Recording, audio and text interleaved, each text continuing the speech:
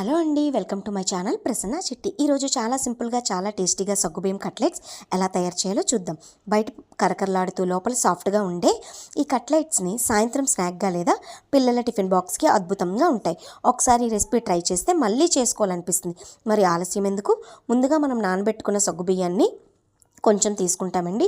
ఈ సగ్గుబియ్యం నేను ముందే మార్నింగ్ నానబెట్టుకుంటానండి. నానబెట్టుకున్న తర్వాత ఇవి ఇలా ఉన్నాయండి, కొంచెం కడిగేసి పక్కన పెట్టుకోవాలి. అండ్ తర్వాత కొంచెం ఉల్లిపాయలు, కొంచెం పచ్చిమిర్చి, కొంచెం క్యారెట్ ఇవన్నీ కట్ చేసుకొని పక్కన పెట్టుకోవాలండి. నేను చాపర్తో కట్ చేసుకున్నాను. అండ్ ఒక కప్పు మైదా తీసుకుంటామండి. మైదా ఇంత అక్కర్లేదండి, కొంచెం క్వాంటిటీ కోసం కొంచెం తీసుకున్నామండి.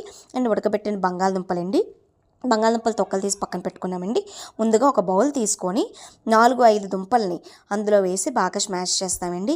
ముందుగా మన ఛానల్ని చూస్తున్న వాళ్ళు, సబ్స్క్రైబ్ చేసుకోలేని వాళ్ళు కొంచెం సబ్స్క్రైబ్ చేసుకోండి, లైక్ చేయండి, నాకు షేర్ చేయండి. ఓకేనండి. ఈ బంగాళదుంపలు నేను క్వాంటిటీ ప్రకారంగా తీసుకున్నానండి, కొంచెం తీసుకున్నాను, ఎక్కువ అన్ని బంగాళదుంపలు కాకుండా. అందులో కొంచెం మనం తురుముకున్న ఉల్లిపాయలు, అండ్ మనం తురుముకున్న క్యారెట్, అండ్ మనం కట్ చేసుకున్న పచ్చిమిర్చి ఉన్నాయి కదండి, అవి కూడా అందులో వేసానండి. అండ్ నానబెట్టుకున్న సగ్గుబియ్యాన్ని కూడా కొంచెం అందులో వేసేయాలండి. దీనికి తగ్గట్టుగా కొంచెం ఉప్పు, కొంచెం కారం, ఎందుకంటే ఆల్రెడీ పచ్చిమిర్చి వేసాం కాబట్టి కొంచెం కారంగానే ఉంటాయి. కొంచెం ఉప్పు, కొంచెం కారం, అండ్ కార్న్ఫ్లవర్ కానీ మైదా కానీ, నేను ఇక్కడ మైదా తీసుకున్నానండి. కొంచెం మైదా వేసి ఇవన్నీ వేసి బాగా కలపాలండి. కొంచెం బాగా ఇది ఉల్లిపాయ అనేది నీరు పట్టేస్తుంది.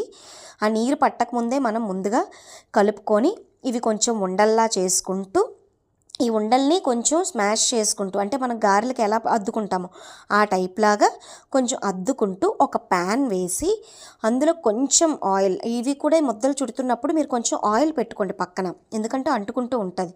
సో ఆయిల్ పెట్టుకుంటూ ఆ ముద్దను చుడుతూ ఒక ప్యాన్ వేసుకొని కొంచెం ఆయిల్ వేసుకొని అందులో ఇవి వేసేయడమేనండి. అంతేనండి. కొంచెం పెనం మీద కూడా వేసానండి. ప్యానే కాకుండా పెనం మీద కూడా వేసుకుంటే ఈజీగా అయిపోద్దండి, కొంచెం ఫాస్ట్గా అయిపోయింది నాకు. సో దాని మీద కూడా వేసాను, ఇదిగోండి ఇలా వేసాను, దీని మీద కూడా ఫాస్ట్గా అయిపోయిందండి. అంతేనండి, కరకరలాడే టేస్టీగా ఉండే సగ్గుబియ్యం కట్లెట్స్ రెడీ.